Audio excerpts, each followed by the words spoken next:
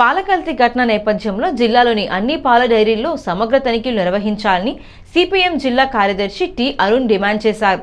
నగరంలోని rainbow children ఆసుపత్రిలో పాల కల్తీ బాధితుల కుటుంబం సభ్యులను సిపిఎం బృందం పరామర్శించింది. ఆసుపత్రిలో చికిత్స పొందుతున్న చిన్నారుల తల్లిదండ్రులతో సిపిఎం నాయకులు మాట్లాడారు. అరుణ్ మాట్లాడుతూ రెయిన్బో ఆసుపత్రిలో 3 చిన్నారులు చికిత్స పొందుతున్నారని, వారి కుటుంబాల్లో హృదయ విదారకమైన పరిస్థితులు నెలకొన్నాయన్నారు. చిన్నపిల్లలకు పట్టించే పాల విషయంలో కల్తీకి పాల్పడి అమానవీయంగా ప్రవర్తించడం దారుణమన్నారు. జిల్లాలో పాల కేంద్రాల సంఖ్య, పాటిస్తున్న నిబంధనలు, అనుమతి లేని డైరీలపై చర్యలు తీసుకోవాలని డిమాండ్ చేశారు. ప్రభుత్వ ఆసుపత్రిలో చికిత్స అందించేందుకు వైద్య పరికరాలు ఎందుకు సమకూర్చడం లేదని ప్రభుత్వాన్ని నిలదీశారు. సిపిఎం నాయకులు ఎస్ఎస్ మూర్తి, పూర్ణిమ రాజు తదితరులు పాల్గొన్నారు. మెడికల్ కాలేజీకి అనుబంధంగా ఉన్న టీచింగ్ హాస్పిటల్ లాంటిది ఈ హాస్పిటల్లో ఇదే కాదు, ఏ కేసు వచ్చినా సరే ఆ కేసు 10 గంటలు 12 గంటలు ఉండడం, ఆ తర్వాత ఎమర్జెన్సీ అని పేరుతో కాకినాడకి పంపించే ఘటన జరుగుతాయి.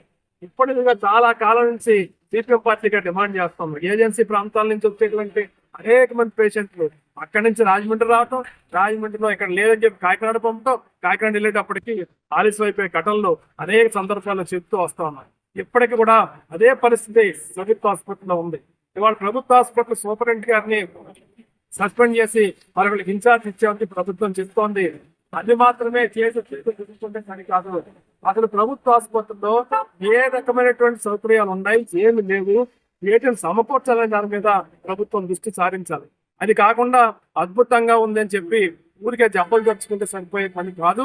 ఇవాళ డయాలసిస్ ఎందుకు లేదు ఎంఆర్ఐ సక్రమంగా ఎంత ఉంటే ఎంఆర్ఐ సంబంధించినటువంటి నిపుణులు ఉన్నారా లేదా, స్కానింగ్ సెంటర్ పనిచేస్తున్నాయా, ఎక్విప్మెంట్ సక్రమంగా ఉందా లేదా, ఇలాంటి వాటి అన్నింటినీ కూడా పరిశీలన చేసి ఈ ప్రభుత్వ ఆసుపత్రిని ప్రజలకు వైద్యం అందించే పద్ధతుల్లో తీర్చిదిద్దాలని చెప్పి కూడా సిపిఎం ఈ సందర్భంగా డిమాండ్ చేస్తుంది.